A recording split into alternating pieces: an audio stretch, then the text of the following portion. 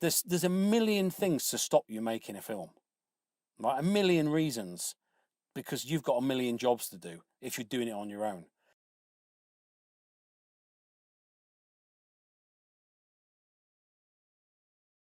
I'm a writer, director, producer, actor, editor, wardrobes, props, make the tea, anything. So when I was a child, I was a very, what they would call back then a naughty child, what is now known as ADHD. And I got my diagnosis of ADHD last week. So 51 years it's took for me to get a diagnosis. But that directly correlates to the fact that I was a natural show person, because I didn't mind being in front of the camera. I didn't mind being the one that was doing all the talking, because I had lots to say. I was always showing off, as they would call it when you're a kid. Acting was natural to me. It's something that I didn't see myself doing. I had no plans to become an actor, but that was just my natural DNA. RADA is the Royal Academy of Dramatic Art, so it's known to be one of the most, or if not the most prestigious acting school in the world. How the hell I got in there, I don't know, but I did. And so I didn't finish RADA. I had a lot of issues myself as a young man growing up, and it's a shame. I look back and it's one of the regrets in my life, but I wasn't ready. It was wasted on me in a sense, because I have mental health issues. But having talent is one thing. You need stability in your life, and I didn't have it, and so I lost out on finishing RADA. I was homeless, living in London, selling The Big Issue, living on the streets for quite some time, in and out of different hostels, had a drug issue, alcohol, dependency,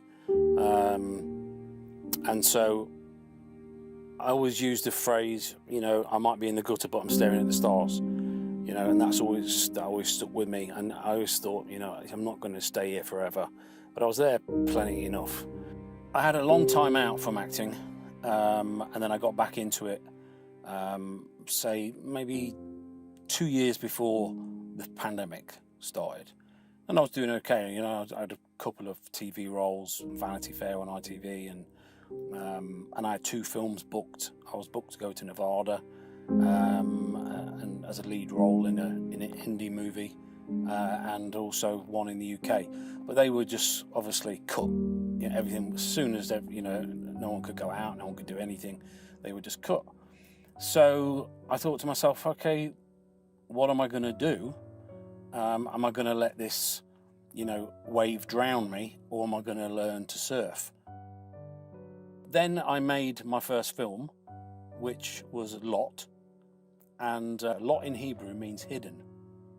And so this whole film was very cathartic for me. It was letting out a lot of my own deepest thoughts and fears, and so it was quite an artistic style. So that took a lot of work, and then 2 weeks after filming it, my friend who was in it, who played a character, Death,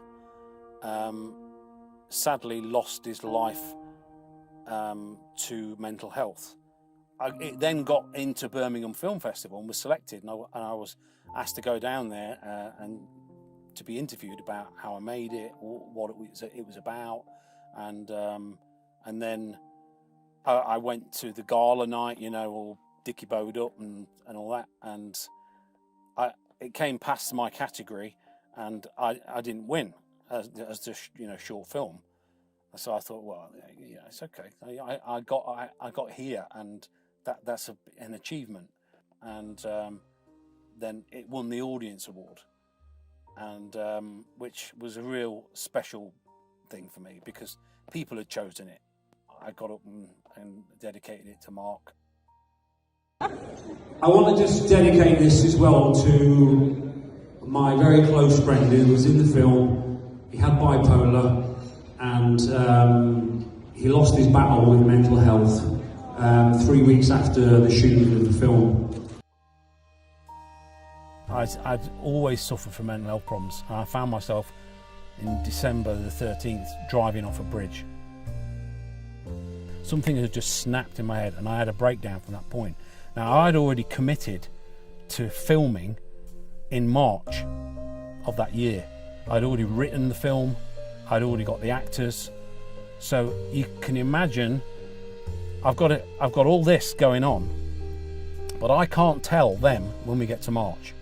So I thought, what am I going to do? I can't let these people down because they desperately want to act in this and they want it for their own show reel. And you know, what am I going to do? So I hid it, and I went through filming Hobgoblin, all whilst having this pressure, this massive pressure. And then when we finished the shoot, then of course I'm the editor, and it took 1,000 hours, just over 1,000 hours to edit, to get it how I wanted, to get it right. So then I finished it, and then we had this premiere, and the MP Jane Hunt came, the new Madam Mayor of Loughborough came, and so it was a success. I think